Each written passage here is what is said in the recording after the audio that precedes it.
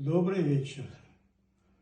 Предмет этого разговора сам по себе мне крайне неприятен в силу определенных обстоятельств.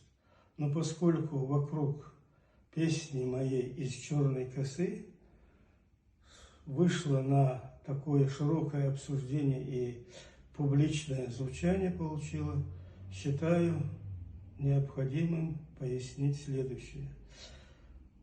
В 1978 году я закончил работу над пьесой «Черная коса». Взялся ставить ее главный режиссер Национального театра Руслан Хакишев. Уже в процессе работы, постановочной части, Хакишев попросил меня для сцены с Лоузер песню, текст песни, стихи написать, и тему такую задал: состязание, спор девушки с парнем, где вот хлестко, остро, задорно, чтобы вот и чувство, и веселость, все это свойственно войнавским свадьбам там звучало. И я эти слова написал Руслану Хакишеву, они понравились, и насколько я помню, он этот текст передал Шите Эдисултанову. Он на эти слова написал музыку, а надо сказать, он был руководил музыкальной частью всего спектакля. И вот так вот в 1979 году впервые со сцены прозвучала эта песня. Никто тогда ни словом не обмолвился, что нечто подобное у кого-то есть, что такое встречается и у других. И вот непонятно совершенно почему по истечению столького времени говорят, что какие-то претенденты объявились на эту песню. Ну, с одной стороны, хорошо, значит, если бы песня была плохая, никто бы на нее не обратил внимания. Но с другой стороны, вещи надо называть своими именами. Эта песня моя авторская, от первого и до последнего слова, я за это ручаюсь.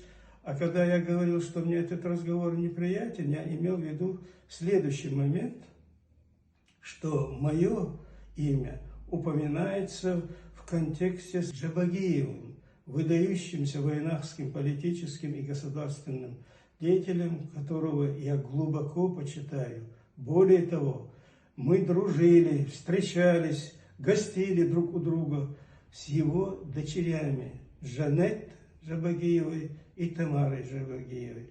И воспоминания от этих встреч, бесед у меня остались, врезались в мою память навсегда. Это были очень интеллигентные женщины, патриотично настроенные, любящие свой родной край. И до последнего вздоха, даже я помню, Жанет на последней нашей встрече, когда мы разговаривали у меня в редакции, она попросила, чтобы я упомянул, чтобы ее похоронили на родной земле. И более того, могилы Топы-Чермоева и Джабагиева находятся во Франции рядом. То есть, я хочу сказать, чечено-ингушское понятие нельзя в угоду каких-то конъюнктурных или сиюминутных задач, потребностей разделять. Это наша история, она такая была, она такой и останется. Мне очень дорого и близко все, что связано с Ингушетией. Это моя вторая часть, к которой я питаю глубокую привязанность. С Аушевым Русланом встречались мы, с Язиковым у нас тесная, глубокая мужская дружба. По сегодняшний день я поддерживаю родственные отношения с Арапиевым, Бекханом. То есть это нельзя вот так вот из-за какой-то песни, может быть, или из чего-то. Вот появилась такая мода сейчас говорить выселение ингушей. Не было выселения ингушей, выселяли чеченцев и ингушей вместе. Берия и Сталин нас не делили, а вот почему-то мы, некоторые из нас, очень заболели этой заразной болезнью, делить даже историю, делить даже прошлое надвое. И не то что делить, но даже противопоставлять. Нельзя этого делать.